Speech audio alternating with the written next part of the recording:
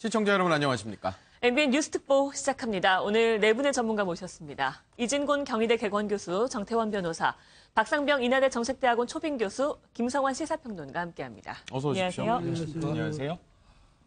전반적인 다선 주자 지지율을 먼저 준비를 해봤는데 이 부분에 대해서 이제 살피기 이전에 재보선 결과를 통해서 한번 소위 민심을 유추해 볼 수 있는 그런 지점이 아닐까 생각해서 재보선 결과부터 간단하게 짚고 넘어가도록 하겠습니다. 네.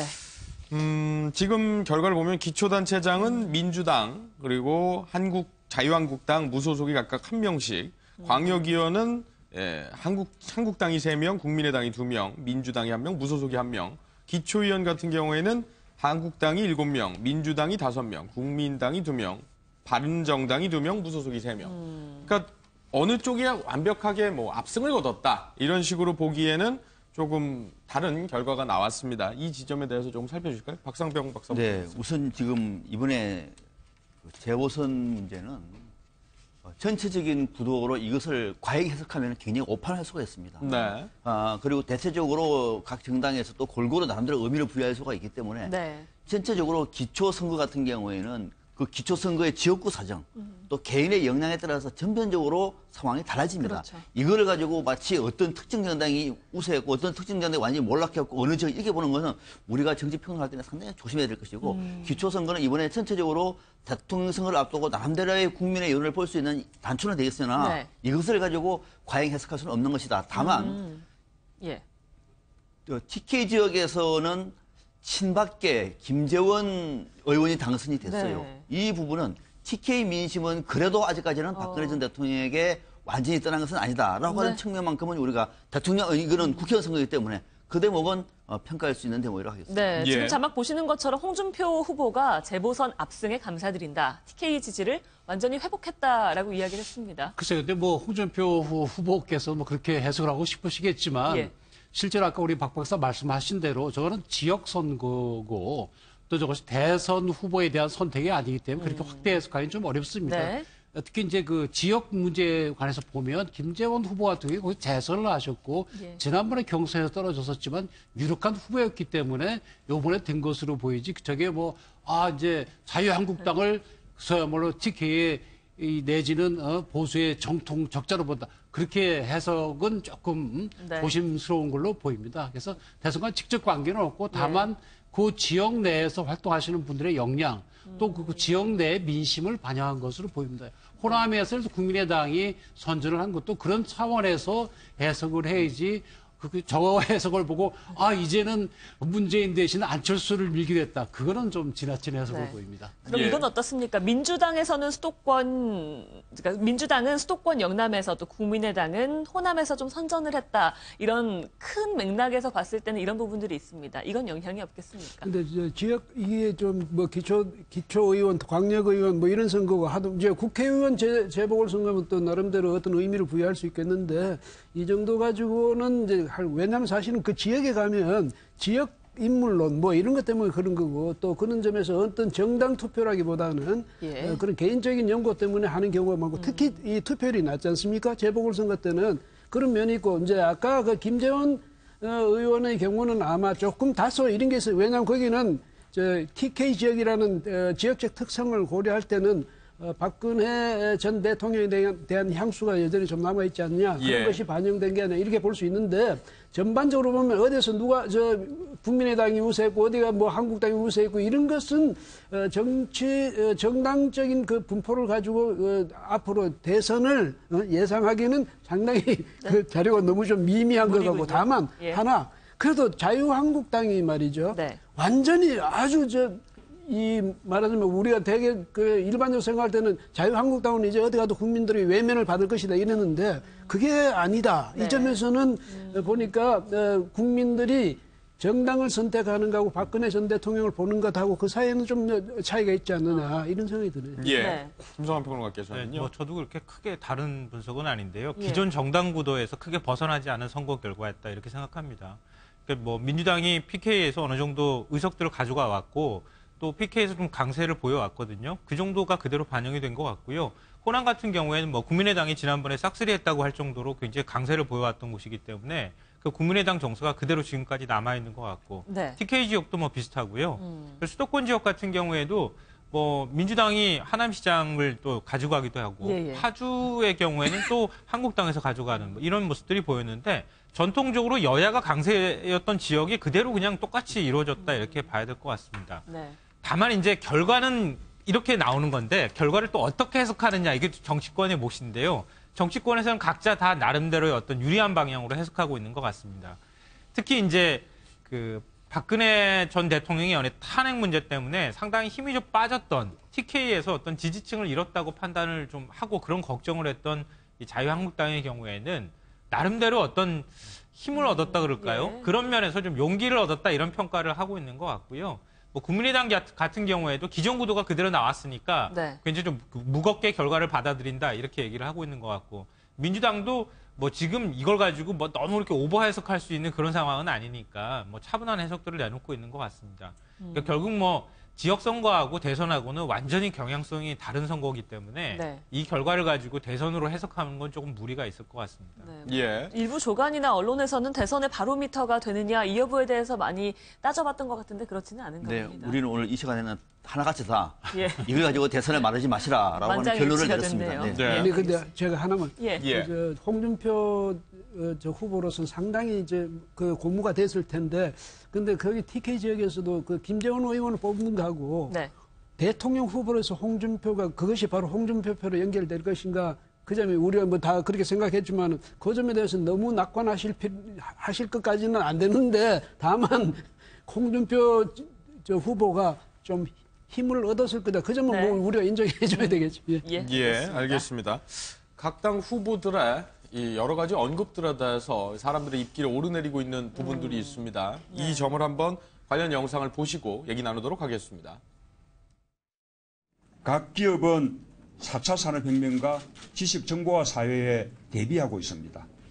차세대 5G 통신기술을 구현하기 위해 주파수 경매에 사활을 걸고 있습니다. 저는 유치원 과정에 대해서는 대형 단설 유치원 신설은 자제하고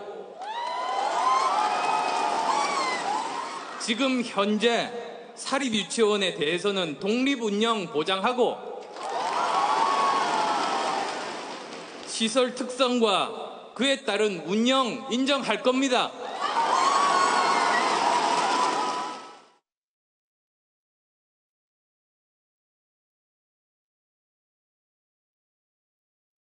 네, 죄송합니다. 영상에 좀 예. 문제가 있었는데요. 양해해 예. 드리겠습니다. 네, 부탁드리겠습니다. 수정되는 대로 다시금 관련 영상을 보여드리도록 하겠고요. 네. 사고에 대해서 깊은 죄송하다는 말씀드리고 예. 문재인 홍준표 후보 얘기가 못 들었으니까 이 얘기를 해야 되겠죠. 이제 뭐 지금 준비가 돼 있다고 하니까요. 네. 다시금 들어보도록 하겠습니다. 민주당 문재인 후보나 국민의당 안철수 후보는 호남 본당 1중대, 2중대 호남을 뿌리로던 그 정당에 불과합니다. 어차피 그들은 하나가 됩니다. 일시적으로 얼치기 좌파에게 가 있는 우리 보수 우파의 마음이 우리 자유한국당으로 돌아올 수 있게 여러분들이 오늘부터라도 이젠 앞장을 서셔야 합니다. 일단은 이 세 개를 묶어봤는데 이 세 분의 발언이 아예 뭐 결이 다르다, 차원이 다르다 이런 분들도 계시고 비슷하다라는 분들도 계시고 그래서 일단은 자유롭게 의견을 들어본 다음에 세부적으로 따져보도록 하겠습니다. 차원이 달라요. 저는 차원이 다르다고 예. 봅니다. 우선 문재인 후보가 우리는 흔히 봐서 이제 뭐 5G, 3G 이렇게 얘기를 합니다만 3G, 5G 이렇게 말하는 거 저는 이거는 듣기는 조금 거북합니다만 우리 국립국어원 문의 결과가 읽어도 된다고 얘기를 해요. 둘 다 네. 가능하다고. 그러면 괜찮은 건 이거 문제 제기하면 안 됩니다. 또 사비연필도 있으니까. 그렇죠. 사비연필. 예. 그렇죠. 그러니까 G20, G20 뭐가 맞습니까? 아무튼 둘다 이런 가능하죠. 방식이니까 예. 이거를 저는 문제 제기할 거 없고 오히려 문재인 후보가 제4차 산업혁명에 주목하고 있는 모습은 진화된 모습입니다. 또 하나 안철수 후보가 대형 탄설 유치원을 자제하겠다라고 하는 얘기는 대형 탄설 유치원이 갖고 있는 비용, 거리, 효율성 문제에 대해서 나름대로 고민한 결과 예. 그 대신에 단설이 아니라 병설 유치원을 중국에 6천 학급을 만들겠다라고 하는 것은 오랫동안 축적된 유치원 정책에 저는 방향을 제시한 것이다. 물론 이부 찬반이 있을 수 있습니다만 그런 정책을 정책 아이템으로 나간 것은 저는 이것도 상당히 전향적이다. 다만 홍준표 후보 같은 경우에는 좋아 여러 가지 논의가 할 수 있으나 이 워딩 자체가 갖고 있는 것은 끊임없이 보수 진보 정책 아닙니다. 좌파 우파입니다. 그죠? 방금 보신 좌파 우파예요. 그러니까 우리 사회를 계속 좌파 우파로 이데올로기로 이렇게 분열을 시키고 있는 이거는 저는 이것을 프레임 전략이라고 봐요. 그러니까 양쪽을 다 좌파를 몰아버리면 국민의 반은 우파잖아요. 우파 주자 누구? 홍준표. 잘하면 한 지지율 한 30% 40% 올라갈 텐데라고 하는 생각을 가지고 자기를 자꾸 보수 저쪽을 좌파로 밀고 있는데 이거는 저는 정말 홍준표 후보한테는 이런 개념을 안 하는 게 좋을 것 같아요. 이거는 또다시 국민을 1950년대에 좌우로 가르는 이런 것은 설사 이것이 대선 전략이라고 하더라도 자유한국당의 새로운 보수를 위한 프레임에서는 저는 정말 건강하지 못하다. 다른 워딩으로 좀 바꾸기를 주문합니다. 네, 이 교수께서는 어떻게 보십니까? 오지 또 저 3D 뭐 이런데 근데 사실 이제 그걸 왜 그렇게 이야기하냐면 이제 감각의 문제 아니냐. 그러니까 평소에 거기에 굉장히 관심을 갖고 있었다면 그러니까 그 업계라든지 그 학계라든지 여기서 통용되는 말을 안 쓰고 굳이 그렇게 하는 거 보면 평소에 그 좀 관심이 없었던 게 아니냐. 근데 갑자기 관심이 있는 척 하려다 보니까 그렇게 됐다. 뭐 아마 이렇게 해서 공격하는 것 같고. 그런데 또 저기 안철수 이제 후보의 대형 단설 이거 반대하는 것도 왜냐하면 대형 단설이 또 이제 소형 사설 유치원 이런 것을 사실은 잡아먹어버리는 그런 효과가 있대요. 그것 때문에 아마 그런 것 같고 한데 뭐 정책을 제시하는 거니까 그다음 특히 이제 문재인 후보가 무슨 3D든 무슨 5G든 뭐 그렇게 이야기하는 거 그걸 가지고 굳이 꼬투리 잡는 거는 말 장난인 것 같고. 근데 이제 홍준표 후보에 대해서는 홍준표 후보가 후발주자 아닙니까? 그렇죠? 후발주자인데다가 자유한국당도 그렇고 사실 바른정당도 그렇고 새누리당, 지금 새누리당이 새누리당의 뿌리를 뒀던 이 정당들은 박근혜 전 대통령의 탄핵 전국을 거치면서 완전히 그야말로 지리멸렬해버린 그런 상태거든요. 거기서 그 상태에서 뭐 전면적인 쇄신을 했다기보다는 부분적인 그런 수리를 해가지고 지금 그 후보까지 뽑았으니까 이분들로서는 사실 국민들의 지지를 받기 상당히 지금 어려운 상황이니까 어떻게 하든 우선은 또 후발주자니까 이제 국민들이 관심을 끌어야 되니까 국민들 귀에 좀 더 자극적인 말, 뭐 전번에 무슨 양념 이야기가 요즘 또 한참 나오지만 그 양념을 좀 세게 쳐가지고라도 국민들의 그 구미에 맞추어 가겠다 아마 이런 뜻인데 바람직하지는 않죠. 바람직하지는 않지만은 오죽하면 그렇게 했느냐 이렇게 이해해 줄 수 있는 측면도 있지 않나 이해 못하겠습니다. 근데 사실 뭐 보수라고 해서 무조건 지난번 박근혜 전 대통령 탄핵 때 다 박근혜 대통령이 탄핵돼서는 안 된다 이런 생각을 했던 건 아니거든요. 보수 중에서도 이거는 우리가 국민이 받을 수 없는 것이 아니야. 다 마땅히 탄핵돼야 된다. 그런 의견도 많았던 것이고요. 그래서 이 보수를 박근혜 지지 이런 식으로 등식화하는 건 넌센스입니다. 예를 들어서 문재인을 좌파 내지는 종북으로 봐서는 안 되는 거나 마찬가지로 이제는 국민들이 어느 정도 성숙돼 있기 때문에 생각에 따라서 약간 오른쪽으로 갈 수도 있고 왼쪽으로 갈 수도 있죠. 국가가 발전하면 양쪽이 다 똑같이 가야 되는 것이고요. 그래서 지금 이제 자꾸 보수, 진보, 좌파, 우파 이렇게 나눌 것이 아니라 아까 박 박사님 말씀하신 대로 이제는 정책 대결로 가야 됩니다. 그래서 쓰러지면 어떻고 삼지면 어떻습니까? 과연 그런 정책을 어떻게 나갈 것인가? 저 사람의 정치 철학이 무엇인가? 예를 들어 지금 문재인 대표하고 안철수 대표하고 극명하게 드러나는 점이 예를 들어 경제 발전에 있어서 안철수 대표는 민간 위주로 해야 된다. 그렇게 나가잖아요. 문재인 대표는 아니다. 국가 재정 정책을 통해서 해야 된다. 그거 서로 주장이 달라요. 그게 옳고 그런 게 아니잖아요. 그럼 정치 철학이 그렇구나. 그러면 사실 어느 것이 옳은지는 아무도 모릅니다. 그건 나중에 먼 훗날 역사가들이 얘기하겠죠. 아무도 모릅니다. 사실 그런 정책을 해나가면서 내 생각엔 정부가 나서는 게 맞다. 또는 내 생각엔 이건 민간에 맡겨두는 게 낫겠다. 이렇게 정책 경쟁을 해나가야지 발음이 어떠니 어쩌니 우리는 좌파니까 우리는 좌파를 밀어야 돼. 우리는 우파니까 우파를 밀어야 돼. 이런 시대는 지나갔고 국민들이 이제는 더 이상 받아들이지 않습니다. 그래서 지금 아마 토론회 하고 있죠. 아마 오늘 밤 10시에 이제 보도가 될 걸로 보이는데 대선 주자들 간의 스탠딩 토론회 지금 오늘 있다고 하니까 그 결과도는 상당히 기대가 됩니다. 스탠딩은 다음부터 하는 거고. 전 정 변호사님 말씀이 굉장히 중요한 말씀을 해주셨다고 생각하는데요. 지금 이제 홍준표 후보의 경우에는 초록은 동색이다. 이게 일종의 구도 싸움을 하는 것 같아요. 그러니까 야권은 어차피 다 초록색이다. 그러니까 나는 다른 색깔을 가지고 있는 나에게 집 나간 사람들한테, 유권자들한테 나한테 오시오. 원래 나하고 같은 색깔 아니었습니까? 라고 하는 구도 싸움을 지금 하고 있고요. 예. 이렇게 구도 싸움이 지금 사실은 홍준표 후보 입장에서는 굉장히 좀 다급하거든요. 왜냐하면 정책을 지금 얘기해도 정책보다 구도가 오히려 훨씬 더 큰 영향을 미칠 수밖에 없는 상황이기 때문에 구도의 측면을 색깔이나 이런 것들을 제시하면서 네. 좀 다급하게 제시하고 있는 상황이다. 이렇게 볼 수 있고요. 예. 근데 지금 야권 같은 경우에 중요한 말씀을 해주셨다고 하는 측면이 다 초록색으로 보여도 우리는 녹색이기도 하고 연두색이기도 하거든. 이렇게 지금 서로 가르는 작업을 하고 있는 거예요. 근데 지금 그 어떤 쟁점이 단설 유치원 문제에서 확연하게 드러났다고 생각합니다. 그러니까 단설 유치원 얘기하면서 일반 사설 유치원은 유치원 운영의 자율성을 보장하겠다. 이렇게 안철수 후보가 얘기를 했습니다. 나머지 경제 정책에 있어서도 일자리 정책 이런 것들 얘기할 때도 민간에 의해서, 그러니까 민간 기업들이 스스로 할 수 있도록 아래에서 받쳐주는 작업을 하겠다. 이런 식의 어떤 얘기를 하고 있는 거거든요. 근데 이거는 굳이 이제 경제적인 얘기로 하면은 하이에크식 논리, 그러니까 신자유주의적 논리와 시장 자율성에 맡기는 논리를 같이 지금 얘기하고 있는 것이고요. 문재인 후보의 경우에는 정반대 얘기하고 있습니다. 케인주의를 얘기하고 있습니다. 그러니까 정부가 적극적으로 시장 부양을 나서 하겠다. 예. 소득을 늘리는 방식으로 해서 국민들의 호두머니를 두둑하게 해주고 일자리를 적극적으로 만들고 그런 방법들 내에서 경기를 부양시켜서 국민들이 소비를 좀 늘리게 한 다음에 경기를 부양하는 방식들을 선택하겠다고 얘기하는 겁니다. 네. 그러니까 과거에는 사실 안철수 후보가 하고 문재인 후보가 별로 달라 보이지 않았거든요. 경제 문제나 일자리 노동 문제에 들어가니까 확연하게 지금 구분되는 현상들이 나타나는 겁니다. 네. 그러니까 이런 지점에서 아마 야권이나 중도 표심 쪽은 어느 쪽을 찍을지 이제 조만간 눈에 보이기 시작하는 구도가 보인다, 색깔이 보이기 시작했다고 하는 점에서는 상당히 의미 있는 얘기를 지금 하고 있는 것이다 이렇게 보입니다. 네, 지금 예. 말씀하신 것처럼 뭐 앞에서 끄는 정부냐 뒤에서 미는 정부냐 이런 차이로 정책이 나오기 시작하면은 두 후보 사이에 상당히 다른 부분이 많이 발견될 것이다라는 얘기를 해주셨는데요.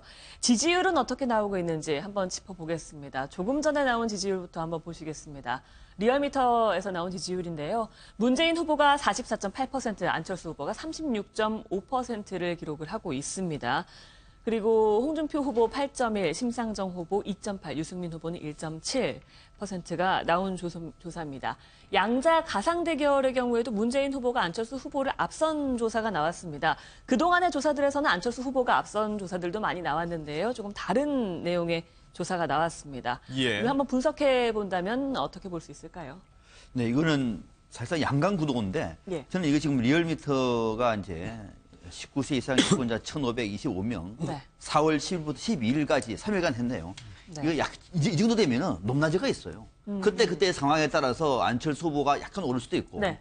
또 문재인 후보가 오를 수도 있고, 오늘 같은 경우는 보니까 이 여론조사는 오차범위 밖에서 문재인 그렇죠. 후보가 이기고 있습니다. 예. 양자대결이라든지 다전대결 모두가 다 네. 오차범위 밖이거든요. 자, 이걸 보면은 여전히 문재인 후보가 그래도 사실상 1위로 달리고 있는 그 구도는 크게 흔들리지 않았는데 일부 여론조사에서 이제 안철수 후보가 앞서고 있는 공항에서는 아마 이번 주 정도를 통해서 안철수 후보가 이른바 골든 크로스를 넘어설 것인지 예. 또 아니면은 반대로 문재인 후보가 지금의 이 우세 국면을 오차범위 밖으로 더 돌리면서 더 아예 견고하게 구축할 것인지 문제거든요. 네. 지금 이 정도의 여론조사라고 하더라도 사실상에 저는 양강 구도가 초접전에 들어갔다 이렇게 보는 것이 맞을 것 같습니다. 예. 네. 물론 하나만을 보고 전체적인 흐름을 봐야 된다. 여론조사 예, 예. 이런 그렇죠. 얘기를 많이 하시는데 일단 새로 나온 여론조사가 있어서 일단 예. 얘기를 나눠본다고 말씀을 드리고요.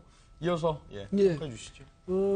지금 교수 말씀처럼 사실은 이제 양강 구도는 굳어진 것 같죠. 왜냐하면 그 여타 후보들이 10%를 못 넘지 않습니까? 그런 걸 보면 양강 구도는 됐는데 지금 이제 과연 이것이 안철수 후보가 치고 올라가다가 지금 일정한 상황에서 조정기에 들어간 건지 아니면 지금 이건 단지 하나의 사례일 뿐인지 이건 이제 좀 더 두고 봐야 되겠죠. 그렇죠. 만약 이제 하나의 사례일 뿐이라고 하면 네. 또 안철수 후보 측에서는 더 이제 다른 거하고 연관시켜서 그래도 우리가 지금 계속 치고 올라가는 중이라고 볼 수가 있지만은 만약에 이게 한 조정기에 나타나는 현상이라면 앞으로는 안철수 후보가 문재인 후보를 바로 뛰어넘고 이를테면 골든 크로스가 상당히 지금 같이 그렇게 기대할 만큼 그렇게 낙관적이지는 못하다 이런 또 평가도 할 수 있는데 네.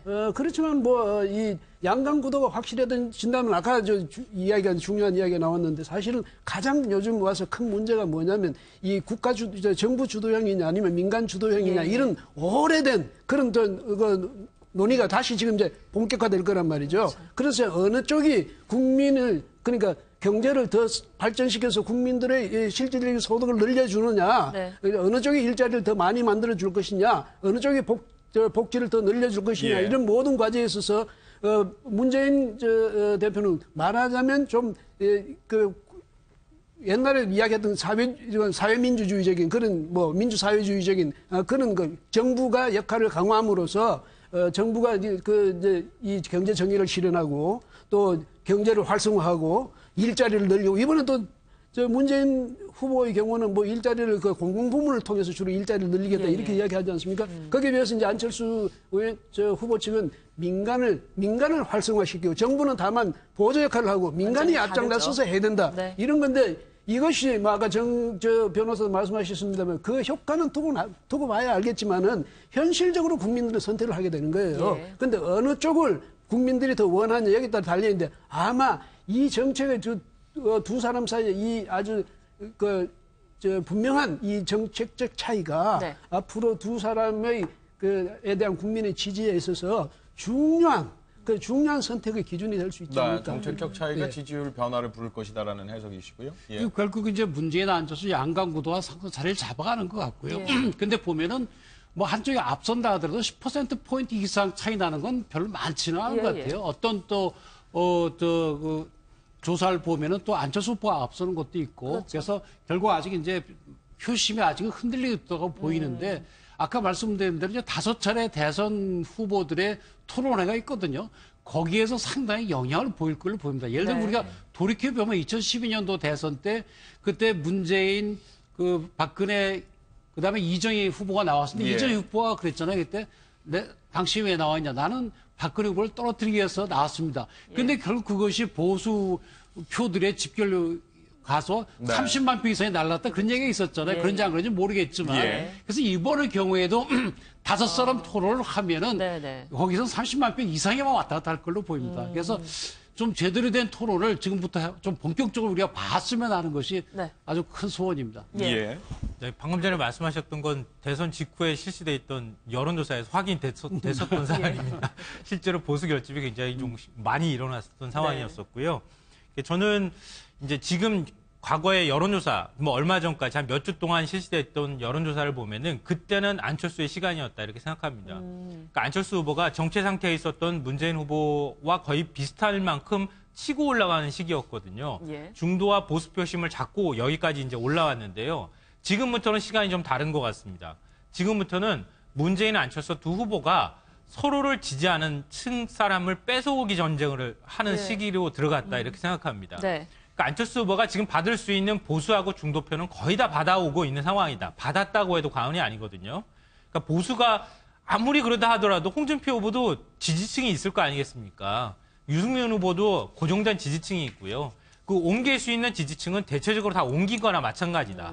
그리고 문재인 후보도 결집될 만큼 어느 정도는 결집됐다. 그러면 이제는 서로 비슷하다고 생각하는 사람들, 어느 순간에 실수를 하든 아니면 지금 말씀하셨던 것처럼 토론회에서 뭔가 잘못되어 있는 얘기를 하든 정책이 뭔가 확연하게 구분이 되든 예. 그 무엇으로 양쪽의 지지자를 뺏어오는 전쟁에 들어간 상황이다. 그러니까 누가 어떻게 뺏어오는가는 사실 까먹는 것보다 훨씬 더 어렵거든요. 그러니까 훨씬 더 어려운 게임에 들어갔다고 생각됩니다. 예. 그래서 앞으로 정책적인 대결로 들어갈 경우에 양 후보 다 실수만 하지 않는다면 정책으로 승부할 수 있는 뭔가 좋은 토양은 갖춰졌다. 네. 그렇기 때문에 TV 토론이나 이런 게 더더욱 중요한 때가 지금 왔다 이렇게 생각합니다. 예. 뺏어오기 말씀을 하셨는데 그래서일까요? 문재인 후보 캠프 측에서 안희정 지사에게 지사직을 좀 던지고 도와달라라는 부탁을 했다고 합니다. 그건 뺏어가기입니다. 저는 그런 거는 그러니까 지금도 이게 그러니까 지금 안희정 지사한테 충남 지사직을 사퇴하고 나 좀 도와달라. 그러면 안희정 지사를 지지했던 사람들이 중도에서 문재인으로 오지 않겠느냐라고 하는 생각인데요. 예. 안희정 지사가 그럼 사퇴를 하다 칩시다. 사퇴하는 이유가 뭐죠? 문 후보를 돕기 위해서 그렇죠. 안철수 떨어뜨리기 위해서 이거는요. 바로 역풍이 몰아칩니다. 저는 안희정 지사 이렇게 선택할 가능성이 거의 없어요. 예. 거의 없고 또 이렇게 하면 오히려 더 역풍이 봅니다. 그러니까 다급하니까 내부적으로 그런 사람이 들겠으나 이제는 이런 싸움 가지고는요 국민들로부터는 금방 외면당합니다. 오히려 문재인 후보 같은 경우는 정말 앞서 말씀드린 것처럼 문재인 후보가 좀 더 중도로 넓혀갈 수 있는 정책적 아젠다라든지 어떤 국가 비전을 주면 충분히 더 넓혀 나갈 수 있는 것이고 또 반대로 안철수 후보 같은 경우도 이런 내부 지지층을 더 탄속하면서 좀 더 전향적으로 입장을 밝히면은 그래도 문재인 후보의 등을 돌린 문재인 지지층도 끌어올 수 있는 거든. 이런 싸움을 통해 가지고 투표를 제고시키면서 경쟁으로 나가야 되는 것이지. 이제 와가지고 너 좀 사퇴하면 나한테 도움이 될 텐데 좀 사퇴해볼래? 충남 도민은 뭐고. 아마 안희정 지사 측에 대거 반발할 겁니다. 이런 거는 오히려 역풍을 불러오는. 그래서요. 네. 이른바 제3지자라든지 또는 야권에서는 후보 단일화 안철수가 끝까지 반대했거든요. 그 성과가 여기까지 온 겁니다. 이 대목은 문재인 후보도 좀 명심을 해야 되겠습니다. 예, 그러니까 전체적인 이제 틀에서 의견이 달리는 것 같아요. 그러니까 실제로 그것을 안 지사가 지사직을 내려놓는다라는 전제를 떠나서 그러니까 파급 효과가 있느냐 없느냐 이 부분에 대해서 해석차가 생길 것 같아요. 그 부분에 대한 전망을 먼저 해주시죠. 네, 김성환 평론가 말씀. 제가 생각할 때는요, 지사직 던질 거라고 생각하고 얘기했을 것 같아 보이진 않아요. 그만큼 안 지사를 우리가 품어 안는다, 간절히 원한다고 필요하다. 하는 네. 그런 어떤 정치적 메시지의 측면이 좀 더 강하지 않을까. 네. 현실적으로 지금 지사직을 던지면은 그러지 않아도 경남도 때문에 굉장히 좀 시끄럽잖아요. 네. 홍준표 후보 때문에. 지금 또 충청 지역도 충남도 사실은 그 지사가 공백 상태에 들어가게 됩니다. 1년 이상. 그 별로 바람직하지도 않고요. 또 실제로 그렇게 해가지고 이게 과연 또 얼만큼 도움이 되겠는가 이런 면에서도 좀 따로 분석을 해봐야 될 것 같아요. 그러니까 지금 문재인 후보 쪽에서 바라볼 때는 안희정 지사의 어떤 일종의 안정감 같은 느낌 있잖아요. 보수나 또 중도 쪽에서 바라볼 때도 안 지사가 품어하려고 했던 어떤 포용력이나 그 어떤 색깔이나 이념에 구애받지 않고 정책을 추진할 것 같은 어떤 그런 안정감이나 신뢰감 같은 것들을 좀 갖고 싶을 거예요. 굉장히 그런 면에서는 좀 문재인 후보가 좀 약점이 좀 있긴 하거든요. 그런 측면에서 안희정 지사를 지지했던 분들에게 우리가 이렇게 포용하고 안으려고 하고 있습니다라고 하는 정치적 메시지를 보낸 것이다 그렇게 생각합니다. 아니 근데 뭐 안희정 지사가 안희정 지지 세력 어디 한 몸입니까 어디? 안희정을 데려오면 그 뒤에 주표까지 딸려옵니까? 그게 참 구시대적인 사고 방식이죠. 안희정 지사의 지지 세력을 내 편으로 끌어오려면은 안희정 지사가 내세웠던 그런 여러 가지 정책들인지 안희정 지사가 가지고 있던 그런 성격, 그걸 자기가 발휘해야 되지 않겠어요? 네. 국민들이 그 당시에 안희정 지사를 지지했던 이유는 안희정 지사가 내세우는 방향이 맞다고 지지했던 거 아니에요? 근데 안희정 지사가 그걸 버리고 문재인이 맞다 할 때는 그 지지가 더 이상 안 간다고요. 예. 그러니까 문재인 후보 측에 지금 말씀대로 이제 뭐 서로 포용하는 모습을 보이기 위해서 그렇게 했다 그러면 몰라도 진심으로 그렇게 했다고 한다면 참 넌센스죠. 그렇게 안 되죠. 아무리 안희정에서 도와주려도 안 됩니다. 국민들이 안 해줍니다. 그러니까 문재인 후보가 가진 이미지 또 그분에게서 이제 유시된 여러 가지 정책 이런 거보다 안희정 후보가 전에 후보죠. 이제 지금 지사죠. 여하튼 가졌던 그런 이미지가 그 문재인 후보가 끌어한다고 그 이미지가 저기 합쳐지지는 않거든요. 그럼에도 불구하고 문재인은 문재인, 안희정은 안희정인데 더더구나 지금 정 변호사님 말씀처럼 요즘 유권자가 누구한테 일방적으로 따라다니는 거 아니에요. 그냥 유권자가 주체적으로 누구를 선택했을 뿐인데 그 사람 없어? 그럼 그 다음에 내가 선택할 수 있는 다음 자신의 선택지를 생각하지. 그러니까 문재인 이렇게는 안 되는 거 아니겠습니까? 근데 제가 옛날에 작년에 이제 이런 방송에도 그리고 또 그때는 새누리당에 있을 때도 거기 지도부 보고도 이야기했는데 당신은 너무 그렇게 좌절감을 가질 거 없다. 왜? 만약에 이번에 보수 세력이 후보를 못 낼 경우에 누가 가장 강력한 캐스팅 보트가 될 거냐? 보수 세력 아니냐? 그러니까 그런 이 대선에 앞으로 해가지고 희망이 없다고 생각하고 좌절하지 마라. 내가 그런 이야기를 한 적이 있는데 지금 마찬가지예요. 그러니까 뭐냐면 중도 보수적인 성향을 가진 이 유권자들이 지금 결국은 가장 강력한 캐스팅 보트가 된 거예요. 현실적으로. 그래 됐는데 이 사람들이 안희정 전 지사에게서 저분에게도 이제 왜냐하면 너무 이쪽에서는 이제 희망이 없다고 봤을 때 안희정 후보에게도 뭔가 기대할 바 있다고 생각해서 지지했던 사람들이 문재인 후보가 안희정 후보를 끌어안는다고 해서 그 세력들이 그럼 문재인한테는 어렵거든요. 예. 그 점에서 볼 때 그렇고 지금 이제 홍준표 그 후보라든지 유승민 후보가 이제 구 여권 세력으로 대표로서 지금 후보로 나왔지만은 지금 아마 보수 세력 그 유권자들 생각할 때는 너무 늦었다. 그다음 결집하기에는 예. 그다음에 사실은 지금 그 탄핵을 당하고 바로 그 새누리당에서 배출한 두 후보가 대통령 선거에 나가서 많은 지지를 얻는다는 데에서 아마 보수 유권자들도 좀 회의적일 거예요. 그런 면에서 보면 그래서 저 홍준표 후보나 유승민 후보나 10% 못 넘고 있는 것 아닙니까? 그랬을 때 보면 안철수 후보가 바로 그런 세력까지를 포함해서 지금 그만큼 이제 지금 지지율을 받고 있는 건데, 네. 근데 이제 이게 저 아까 뭐 김성환 평론가께서 평론가님 말씀처럼 이미 구도가 정해져 있고 표가 일정 부분 자신들의 지지표는 확보됐다 이렇게 할 수 있지만은 그런 점에서 보자면 안철수 후보 쪽이 확장성은 좀 더 아직은 좀 여지가 좀 남지 않았나 그러니까 이렇게 보이기도 합니다. 저희가 여쭤본 거는 이제 안희정 지사가 지사직을 버리고 이제 합류했을 경우에 이제 파급력에 대해서 네. 어느 정도 효과가 있는지 일단 그거를 여쭤본 건데 예. 뭐 전반적으로 그 효과 자체가 조금 작을 것이다라고 보시는 것 같아요. 근데 이제 이런 측면도 있을 수 있습니다. 안 지사한테 지사직을 이제 내려놓고 와달라는 의미는 공직선거법에 걸리잖아요. 그러니까 정책적인 부분은 뭐 맘만 먹으면 충분히 그것도 뭐 맘만 먹는다고 해서 이렇게 가볍게 표현할 문제는 아닌 것 같지만 어쨌든 정책적으로 수용을 한다고 치고 같이 이렇게 뭐 합동 유세를 다닌다든지 이런 부분에 대해서의 어떤 정치적인 파급력. 그러니까 과거에 문재인 후보와 안철수 후보가 단일화에 대해서 뭐 그 결론이 조금 좋지는 않았습니다만 당시에 어쨌든 같이 다님으로 인해서 뭔가 골든 크로스라는 그런 효과를 네. 노려봤던 그런 지점들이 있지 않았겠습니까? 그럴 것 같아요. 그러니까 지금 만약에 이것이 사실이라고 얘기하면은 방금 자료를 보니까는 또 그런 얘기가 아니라고 일부에서 나왔던 아이디어 차원이라고 그러는데 예. 만약에 사실이라고 얘기하면은 문재인 후보가 생각하고 있는 것은 안희정 씨와 손잡고 같이 다니면은 그나마 약간 안철수 쪽으로 갔던 표를 끌어당기면은 지금의 조금 유리한 구도가 더 유리해지지 않겠느냐라고 하는 생각을 하고 있을 것 같아요. 그러면은 또 하나 질문이 앞서 말씀드린 것처럼 그러면 안희정 후보가 돕기 위해서는 지사직을 내려놔야 됩니다. 그죠? 지방자치단체장이니까 선거는 할 수가 없어요. 내려놔야 돼요. 그러면 오히려 그 역풍은 없나라는 생각이 들고 또 하나 생각이 그러면은 이재명 후보 어떡하죠, 그러면? 그게 필요 없는 겁니까? 입에 잡아놓은 물고기에 그거는 이건 당연히 우리 겁니까? 상대적으로 그런 이거 시각을 보여줄 수 있다는 오히려 아마 말씀이시죠. 이재명을 네. 후보를 지지해서 더 화내고 우리는 프린 카드네 그러면은 알았어. 이거는 그러니까 어떤 수를 써서도 그거는 정당한 방법이 아니기 때문에 아예 생각은 알겠으나 그만두시라.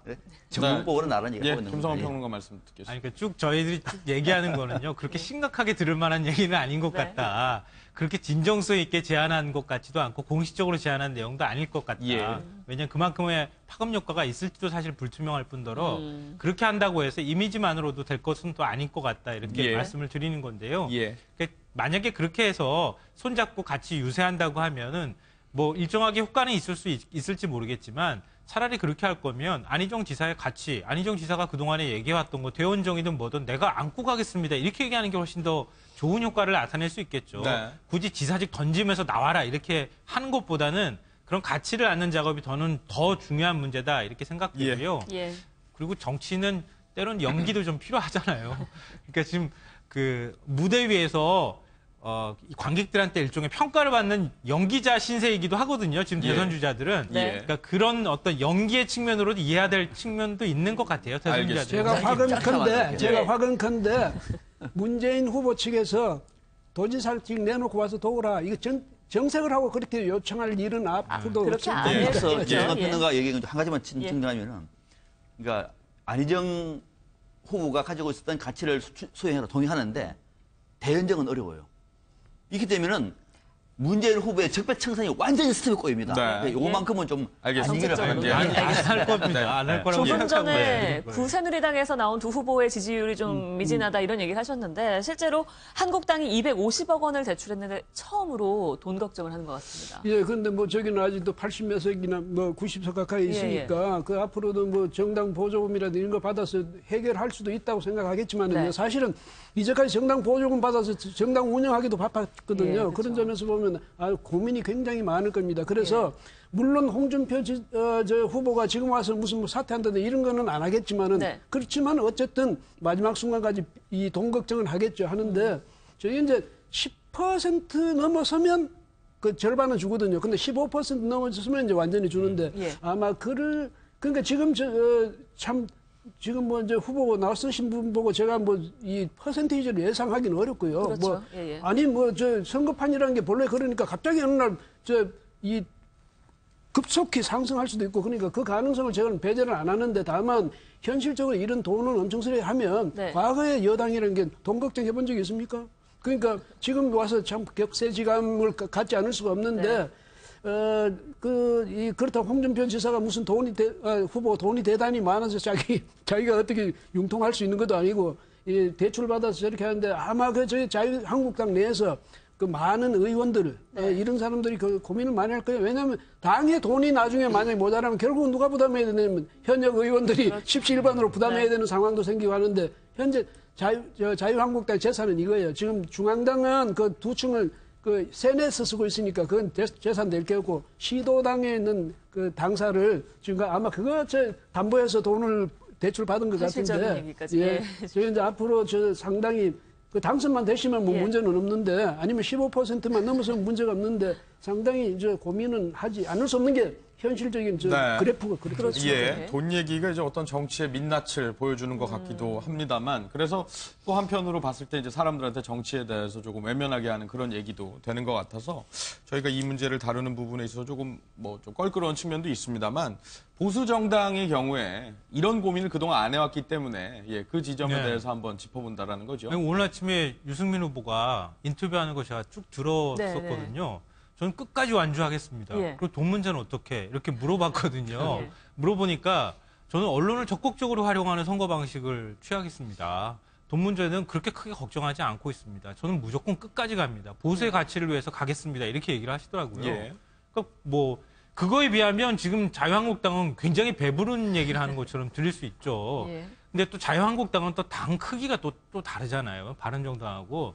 근데 그런 면에서 현실적으로 돈을 쓸 수밖에 없는 상황이고 그런 측면에서 좀 고민이 되는 것 같은데요. 이럴 땐 오히려 거꾸로 얘기하는 게 더 낫지 않을까 싶어요. 네. 그러니까 어차피 대선에서는 돈을 쓸 수밖에 없어요. 그거는 현실 정치인이면 누구나 다 인정하는 바거든요. 그럼 홍준표 후보든 누구든 유승민 후보처럼 지금 얘기하면서 오히려 지지세를 좀 더 결집하려고 하는 노력이 더 낫지 않나.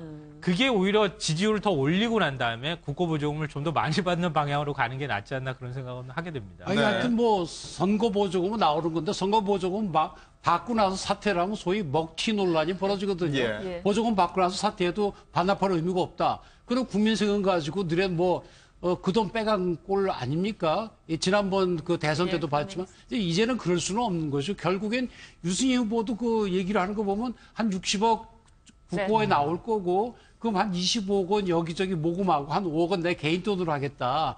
그래서 그 돈 가지고 전략해서 SNS 같은 걸 통해서 하겠다 그러잖아요.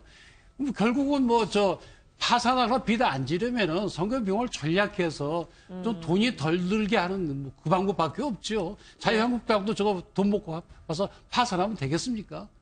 전략해서 쓰는 수밖에 다른 방법이 없을 거예요. 이 문제가 어떤 자막으로도 나가고 있습니다만 어떤 단일화의 변수가 되는 거 아니냐. 네. 그래서 홍준표 이제 후보도 유승민 후보와의 그런 얘기를 계속해서 하는 거고 김종인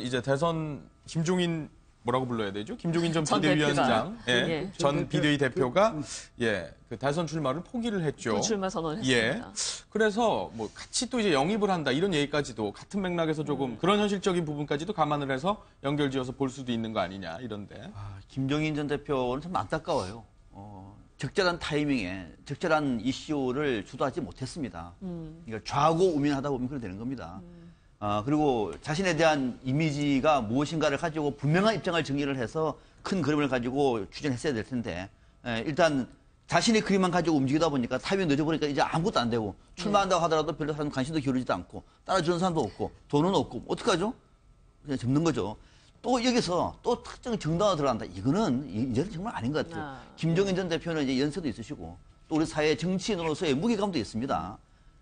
행동에 가벼우면 안 됩니다. 이제 대통령 선거 한 22일 남아 있는데 또 지금 어느 정당 가지고 또 얘기하는 거는 서로가 불편하니까 지금 상황 속에서 자신이 할 수 있는 정책적인 아젠다 같은 걸 만들어내면서 오히려 국민들로부터 좀 더 건강한 정치를 할 수 있는 밑그림이 되는 역할을 오히려 정치 원로로서 바람직한 자세가 아니겠느냐. 네. 저는 이런 이 영입에 생각을 합니다. 대한 얘기는 홍 후보가 한 얘기입니다. 김종인 어느 전 쪽이라도. 대표는 네, 어느 쪽이라도. 킹메이커도 안 한다 뭐 이런 얘기를 했는데 만약 김종인 전 대표가 뭐 그러지 않는다고 얘기는 했지만 홍준표 후보와 함께 한다면 이게 뭐 큰 도움이 되겠습니까?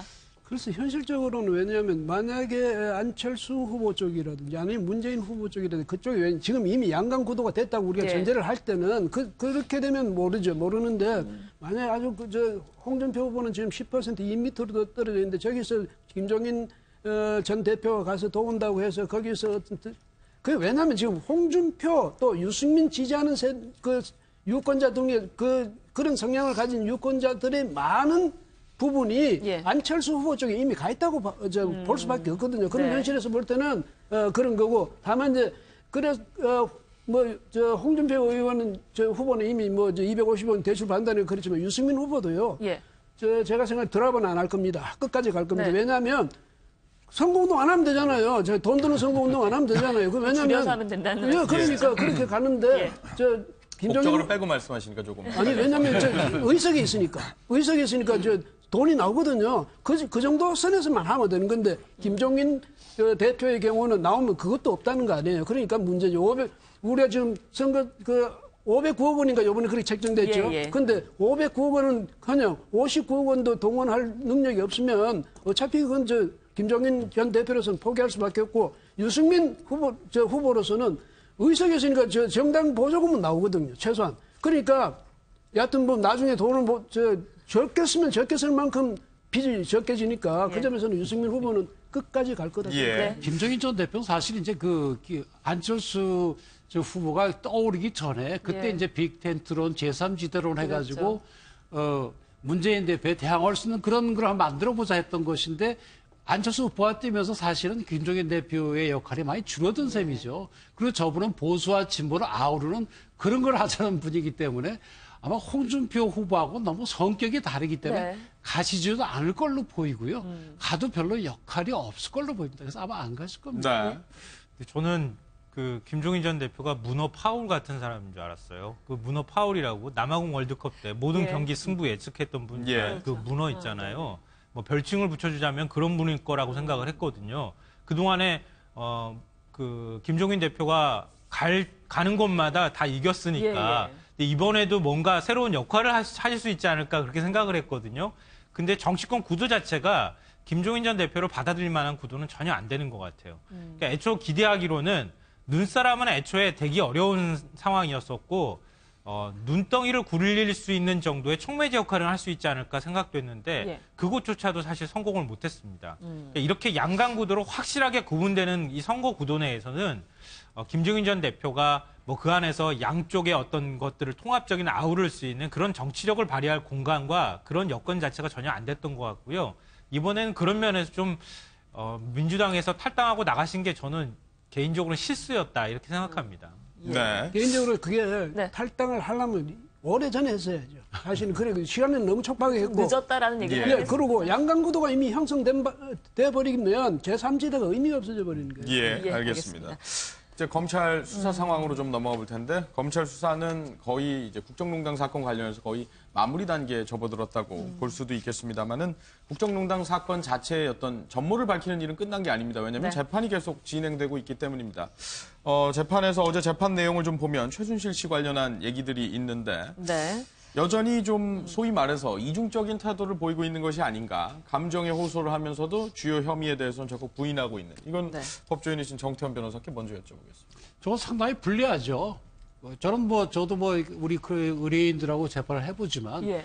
인정을 할 수밖에 없는 건 인정을 해야 됩니다. 네. 본인은 억울하다고 생각할 수 있다 하더라도 그래야 진실성이 보이거든요. 뻔한 걸 자꾸 아니다 그러면 뉘우치지 않고 있다, 거짓말한다 이렇게 되거든요. 근데 최순실 씨 같은 경우에는 모든 걸 다 부인하고 있거든요. 네. 근데 얼마나 많은 사람들이 조사가 됐고 얼마나 많은 증거들이 모아졌습니까? 12만 쪽이거든요. 근데 그걸 다 아니다 모른다 해가지고는 저거는 어떤 관대한 처벌을 받는 걸 기대하는 것도 불가능합니다. 그래서 죄송하다 그러나 나는 죄 없다. 이거는 이 소송 전략상 아주 잘못된 거고요. 예. 본인이 인정할 건 인정하고 그다음에 이제 선처를 받을 거는 그 부분에 대해서 주장을 해야 됩니다. 근데 저런 방식은 상당히 불리한 거고 저렇게 네. 되면 중형을 피할 수가 없습니다. 아울러 좀 재판을 줄여달라고도 얘기를 했는데 예. 이거는 상식적인 얘기인 건지도 지금 궁금합니다. 아니, 본인은 뭐 사실 맨날 예. 재판 다니니까 뭐 바빠서 변호사 만날 시간 없다 뭐 그럴 수는 있어요. 그런데 이 사건은 국민적 관심이 집중이 된 사건이고 또 특검법에 따르면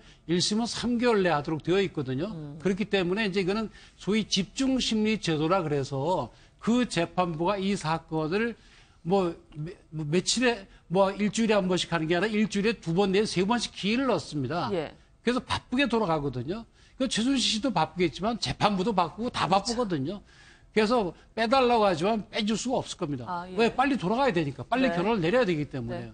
그래서 아마 지금 이제 거의 다 끝나가니까 이제 이달 끝나고 다음 달에 이제 선고들이 있을 걸로 보이고요. 그렇게 되면 어느 정도 윤곽이 잡히고 나면 이제 고등법원에 올라가서는 좀 여유는 있을 걸로 보이는데 네. 사실 1심이 뭐 제일 핵심적인 건 틀림없죠. 그만큼 많이 연루가 돼 있다는 얘기기도 하니까요. 재판이 그렇습니다. 그럴 수도 있죠. 이게 예를 들어 월수금 많은 재판인데 네. 거기다 또 다른 거 또 있으면 또 들어가야 화목 되는 또 거죠. 들어가잖아요. 예. 일주일 내내 재판 다녀야죠. 네. 그러면서 이제 뭐 명문 이대를 이렇게 만들어서 죄송하다 이렇게 얘기를 하면서 뭐 다른 학교도 비리가 있다라는 얘기를 한다든가 또 안민석 의원에 대해서 강한 불만을 표시한다든가 특검에도 그랬고요. 이런 부분도 전형적인 있습니다. 물타기 작전이죠. 예. 물타기. 지금 최순실 씨가 법정에서 하고 있는 얘기는 이제 핵심된 의제만큼은 철저하게 거부하면서 나머지 부분은 일종의 물타기 하면서 흐리는 내용이죠. 내가 잘못한 거는 있지만은 핵심적인 것은 나는 제가 무죄다. 네. 또 이 문제는 억울하다. 다른 데도 문제가 있는 것이다. 왜 우리만 집중적으로 물고 늘어지냐 이런 얘기거든요. 네. 정유 특히 저는 지금도 궁금한 것이 왜 최순실 씨는 이 딸 정유라에 대해서 이렇게 이 정도로 저도 딸이 있습니다만 네. 이 정도는 아니거든요. 엄마 아빠라서 그럼 되겠습니까? 아무튼 너무 심할 정도로 이거는 국민들로부터 오히려 더 궁금하게 하게 만들어요. 도대체 정유라가 어떤 사람이길래 이렇게까지 얘기를 엄마하나 싶은 생각이 들고 네. 또 하나는 정유라도 이대에서 수강 신청을 하고 안 하고의 문제는 그 본인이 한 게 아니라고요. 그거는 누가 했든 간에 본인이 책임질 본인이 학교 다니는 일이에요. 그 국민들은 본인이 학교 다닌다 생각하는 것이지 본인은 아무 관계도 없는데 엄마 아빠들이 주변에서 딴 사람들 모아서 했다고 생각하면 이거 누가 믿겠습니까? 그런 측면에서 본인이 뭘 잘못했는지도 최순실 씨를 한 번 정도는 점검을 한번 해봐야 되겠다 이런 생각이 듭니다. 네. 그럼 정유라 씨의 경우에는 지금 한국 송환이 아직 미지수이다 이런 네. 얘기가 계속 나오고 있는데 정유라 씨가 그러니까 한국으로 과연 들어올 것이냐 이 부분에 대해서 그 물음 자체에 대해서 궁금해하는 사람들이 많습니다. 그러니까 들어올 수밖에 없죠. 정유라 씨가 어디로 가겠어요. 예. 갈 곳이 없죠. 현실적으로. 그리고 지금 구금이 돼 있는 상태이기 때문에 여기서 뭐 재판을 진행한다 하더라도 결국은 덴마크에서 진행해서 한국으로 이제 송환하는 것밖에 현실적인 방법이 없는 상황이니까요. 근데 오는 시기가 결국 문제가 되기 때문에 최순실 씨 입장에서는 정유라는 아무것도 모르는 아이였어요. 제가 잘못해도 제가 잘못한 예, 것이고요. 제가 잘못했다고 또 얘기하시는데 저는 또 이대에 들어갈 때 아무런 잘못이 없어요. 지금 이런 논법으로 얘기를 하고 있는 중이거든요. 정유라 씨도 잘못이 없고 본인도 아무 잘못이 없다고 지금 계속 항변하고 있는 상황입니다. 네. 그러니까 정유라 씨 문제에 대해서만큼은 뭐 어느 부모나 다 마찬가지겠지만 설마 자식이 잘못한 일이 있다 하더라도 부모가 내 자식이 잘못됐습니다라고 말하지는 않을 거 아니겠어요? 그런 상식적인 어떤 항변을 지금 하고 있는 것이다. 이렇게 보이고요. 네. 근데 이게 뭐 요구가 받아들여질지 안 받아들여질지는 뭐 모르겠지만 현실성 있는 얘기는 아닌 것 같다는 생각을 합니다. 네. 이 이른바 최순실 게이트와 관련해서 첫 구형이 나오기도 했습니다. 차은택 전 창조경제 추진단장에게 징역 5년이 구형됐는데요. 과거 차은택 전 단장이 했던 이야기를 한번 들어보시고요. 관련 이야기를 나눠보도록 하겠습니다. 재판에서도 좀 울먹였다고 하는데요. 한번 보시겠습니다. 저 하나로 인해서 이렇게 크게 무리를 일으켜드려 진심으로 죄송합니다. 최순실 씨와 무슨 관계입니까? 정말로 죄송합니다. 최순실 씨와 무슨 관계입니까? 정말 이번 기회에 많이 느끼고 깨닫고 반성하고 있습니다. 최순실 씨와 최근에 연락하신 적 있으세요? 방금 질문하신 부분들 검찰에서 진실되고 사실대로 말씀드리겠습니다. 대통령 만난 적 있습니까? 제일 마지막에 만난 게 언제예요? 공식적인 자리에서 몇 번 뵀습니다. 따로 개인적으로 만나신 적 없으세요? 네, 전혀 없습니다. 죄송합니다. 죄송합니다. 최순실을 처음 알게 된 게 2014년 한 6월 정도 고영태 증인 통해서 네, 알게 됐다고 했잖아요. 그리고 최순실이 상당히 대통령과 가깝다는 것을 인지하게 된 건 언제예요? 김기춘 시장을 한번 뵙고 나서부터는 이분이 굉장히 고위 관료도가 굉장히 가까우신 분이구나라고 인지하게 됐습니다. 네, 차 전 단장이 재판에서는요, 광화문으로 뛰어나가 사죄하고 싶다라고 흐느꼈다고 합니다. 이게 뭐 법정에서 이런 얘기가 나오면 좀 참작이 됩니까?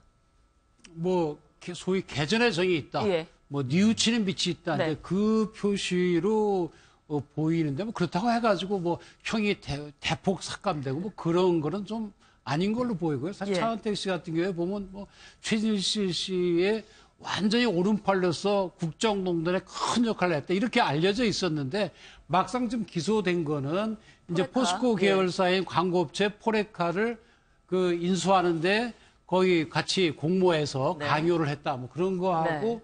그다음에 KT에다가 아는 사람 두 사람을 거기다 취직을 시키고 네. 그다음에 또 광고를 플래그라도 광고로 한 68억 원을 땄다. 그다음에 이제 개인 비리 한 2개 정도거든요. 그래서 알려진 거에 비해서는 기소된 거는 상당히 좀 적고요. 예. 근데 하여튼 우리가 이제 여기서 이제 관심이 가는 거는 이제 KT에다가 아는 사람 둘을 넣고 거기서 이제 플레이그라운드에 68억 광고를 받았는데 네. 그게 이제 그 혼자 한 것이 아니고 박 대통령, 최순실, 안전범과 공모하여 이렇게 되어 있거든요. 예. 그래서 만약에 유죄가 된다고 한다면 이건 사실 박근혜 전 대통령의 재판 받는데도 상당한 영향을 미치게 되죠. 왜냐하면 이 재판부에서 보니까 차은택 씨는 박 전 대통령, 최순실, 안중범과 공모를 했네. 예. 공모한 것이 인정이 된다는 인정이 된 얘기죠. 셈 아닙니까? 그러니까 박 전 대통령 측에서도 다른 건 모르겠는데 예. 그 부분은 상당히 관심 있게 볼 겁니다. 네, 또 검사 출신이시니까 징역을 5년을 검찰이 구형을 했는데 그러니까 알려진 거에 비해서는 적용된 혐의가 적었다고 말씀은 해주셨습니다만 뭐 적절하게 계산이라는 표현을 제가 써도 되는지 모르겠습니다. 적절하게 이렇게 내려진 건지. 그래서 5년은 뭐 이렇게 높은 형을 구형한 걸로 보이지는 않습니다. 보통 대지는 보통보다 조금 밑이 아닌가 싶은 생각이 들고요. 왜냐하면 송성각 씨 같은 경우에도 포레카 인수에 관여를 했고, 예. 그 다음에 또 회사 법인카드를 뭐 3,800만 원 썼다. 이 예. 정도인데도 5년 5년이요. 구형했거든요.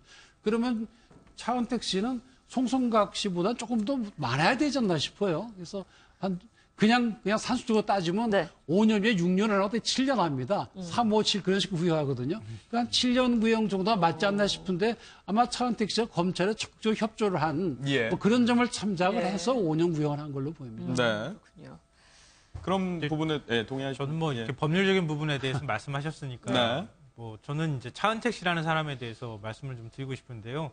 그동안에 이제 국정농단에 이른바 참여했다고 하는 많은 사람들이 이제 구속되기도 하고 또 아직까지 뭐 이제 그 구속되지도 않은 사람도 있기는 하지만 그런 사람들이 보였던 태도하고 차은택 씨가 보인 태도하고는 너무 상반되고 달랐기 때문에 당연히 이제 주목될 수밖에 없는 것 같아요. 예. 그러니까 차은택 씨 지난번에 얘기했던 것처럼 최순실 씨가 내가 국가를 위해서 했던 것이다 이렇게 당당하게 얘기를 했더라면 내가 이렇게 수치스럽지는 않았을 것이다.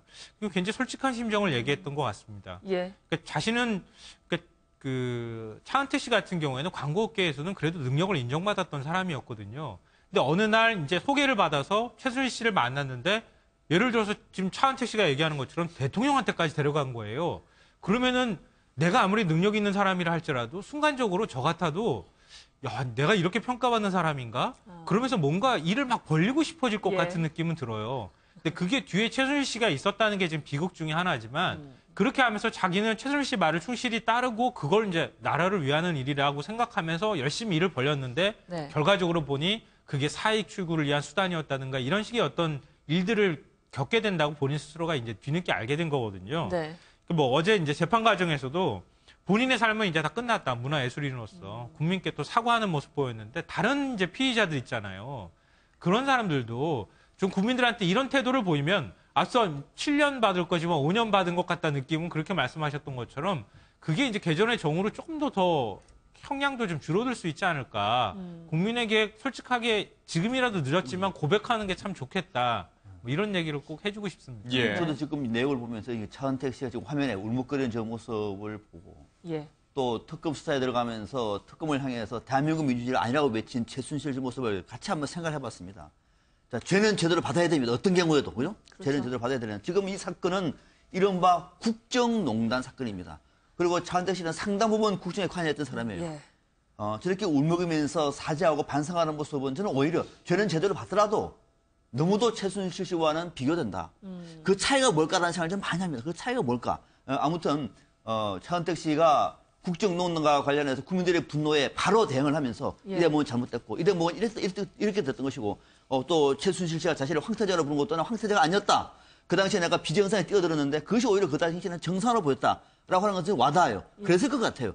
그 점을 그대로 국민들 앞에 설명을 하면서 사죄를 구하는 모습은 오히려 국민들 앞에는 한결 그래도 전문가다운 최소한의 양심은 국민들에게 보여주고 있다라고 하는 생각도 듭니다. 예. 네. 이렇게 선고가 이제 다음 달이면은 줄줄이 내려질 텐데요. 이 부분이 박 전 대통령에게 과연 얼마나 영향을 미칠 것인가 이 부분도 궁금해집니다. 요즘 뭐다 이 박근혜 전 대통령이 국정 운영을 최순실을 이른바 국정농단 토로하고 직접적인 연관성이 있는 거고 이 모든 것이 박근혜 대통령이라는 그늘 아래서 다 이루어진 일이니까 역시 이제 이 사람들이 만약 구체적으로 그런 범죄 사실이 만약 입증이 되어서 법원에서 입증이 되어서 이것이 명백히 이것은 위법이다, 이건 범법이다 이렇게 결정이 되면 대통령 박근혜 전 대통령이 그동안에 계속 자신은 전혀 관계없고 무관하고 오직 선의로만 하고 국가와 국민을 위해서만 했다는 그 논리가 심대한 타격을 받게 되는 거겠죠. 그러면 자연 박근혜 전 대통령의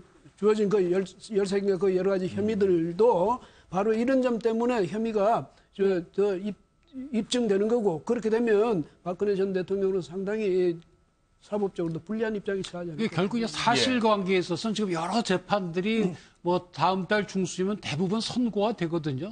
근데 뭐 만약에 그것이 다 유죄로 된다면 사실관계는 거의 다 인정이 되는 셈이에요. 박 전 대통령에서 열성의 혐의로 기소가 지금 이제 아마 될 걸로 보이는데 그러면 그 유죄가 다른 공무원의 유죄가 난다면 그 사실관계는 인정이 될 것이고 아마도 그러면 결국 남은 것은 그것이 대통령의 권한행사 바뀌냐 아니냐 또는 이것이 그냥 도덕적으로 정치적으로 비난받을 사항에 불과한 것인가 아니면 범법 내지는 불법인가에 관한 법률적 판단만 남게 되는 거죠. 그래서 박 전 대통령께서는 지금 보도에 의하면 계속 나는 아니다 모른다 그렇게 이제 부인을 하고 계신다고 하는데 지금 우리 교수님 말씀대로 이렇게 유죄 판결들이 나면은 거기에 대해서 아니다 모른다 한다 하더라도 사실관계는 인정될 가능성이 매우 높아집니다. 그러니까 각 혐의자들의 혐의가 그러니까 법원에서의 판결이 차곡차곡 쌓여서 결국에는 박 전 대통령의 판결에도 영향을 줄 것이다. 이런 해석으로 이해를 하는데요. 네.